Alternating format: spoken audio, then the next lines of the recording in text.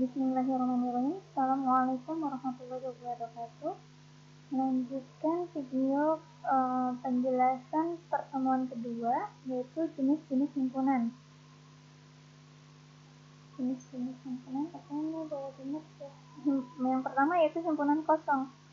Himpunan yang tidak memiliki satupun elemen atau himpunan dengan kardinal sama dengan 0 disebut himpunan kosong. Nah, jadi dia merupakan himpunan, jadi dapat didefinisikan dengan jelas, namun tidak ada satupun kriteria yang memenuhinya. Notasinya bisa seperti ini, atau seperti kurung kurawal tapi tidak ada anggotanya ya. Contohnya, X sedemikian hingga X kurang dari X. Nah, ada nggak yang misalkan sesuatu yang sama tapi kurang dari dirinya? Misal, ada nggak 1 kurang dari 1 gitu? Berarti kan nggak ada kan yang memenuhi, maka kardinalitas atau banyaknya anggota yang tak sama itu pada himpunan E adalah 0. Kemudian P, orang Indonesia yang pernah ke bulan. Nah, ada nggak sih? Kan kita tahu definisinya orang Indonesia. Oke, kemudian bulan kita juga tahu definisinya jelas. Tapi ada nggak orang Indonesia yang pernah ke bulan gitu? Berarti kan nggak ada anggotanya ya, kardinalitasnya 0. Maka himpunan E dan P ini disebut dengan himpunan kosong. Kemudian selanjutnya himpunan bagian. Himpunan A dikatakan himpunan bagian atau subset ya dari himpunan B jika dan hanya jika setiap elemen A merupakan elemen dari B. Dalam hal ini B dikatakan superset dari A. Notasinya seperti ini. Kemudian contohnya adalah ketika kita mempunyai himpunan A dengan elemen unsur atau anggotanya A, E, I, O, U.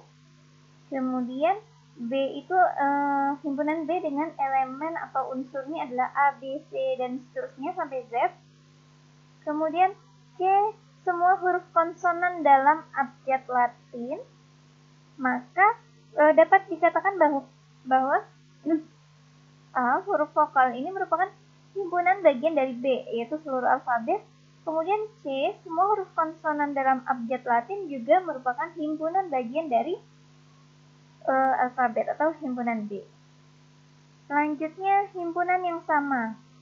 Himpunan A dikatakan sama dengan himpunan B jika dan hanya jika kedua mempunyai elemen yang sama.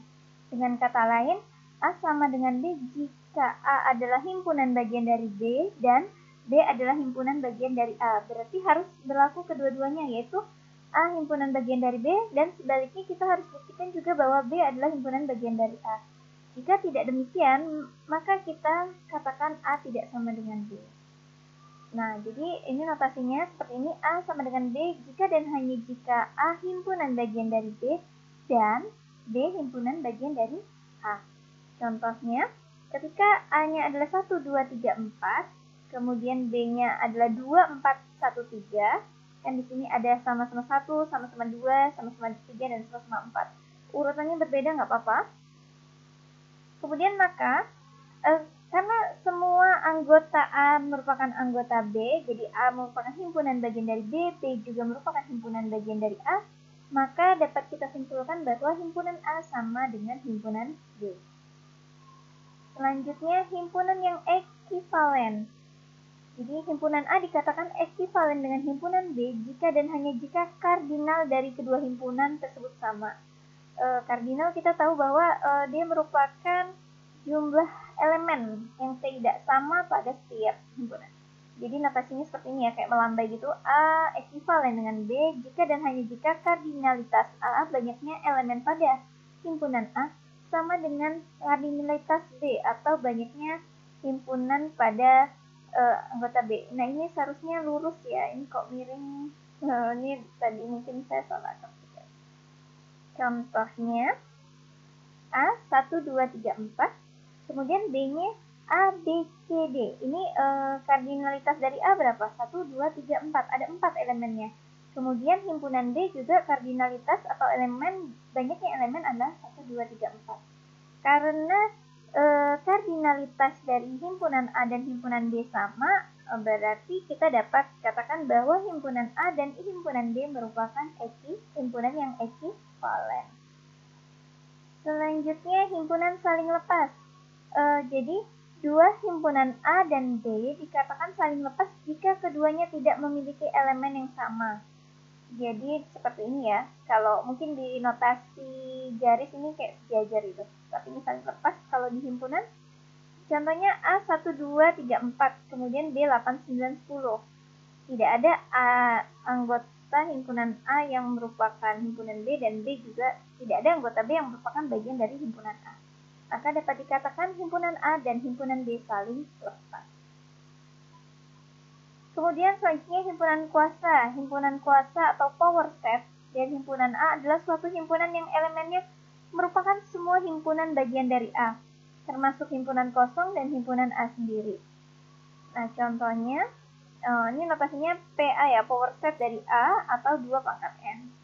Contoh, A, 1, 2, kemudian power set atau himpunan kuasa dari A, yaitu bisa jadi ini untuk yang tidak ada anggotanya kan berarti himpunan kosong. Untuk yang satu anggota ada 1 sendiri, ada 2, kemudian untuk yang 2 anggota adalah 1, 2. Nah, ini merupakan power set atau himpunan kuasa. Kemudian ada B, 3, 4, 5. Berarti power set atau himpunan kuasa dari himpunan D yaitu pertama yang tidak ada anggotanya himpunan kosong. Kalau misalkan masing-masing dituliskan satu elemen, berarti 3, 4, 5. Kemudian himpunan yang terdiri dari 2 elemen, berarti 3, 4, 3, 5, terus 4, 5. Ada yang lain nggak? Nggak ada kan?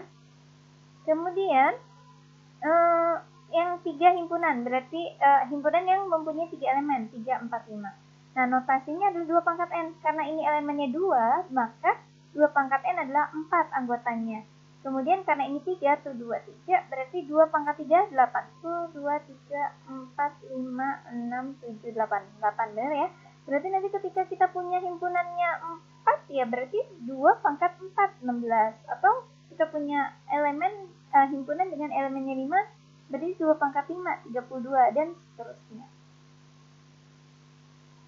Oke, operasi aljabar himpunan insya Allah di video selanjutnya, karena katanya kalau terlalu panjang ngantuk ya.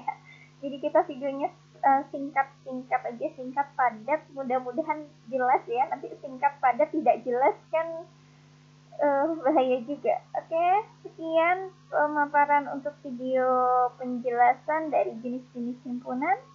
Saya akhiri. Assalamualaikum warahmatullahi wabarakatuh.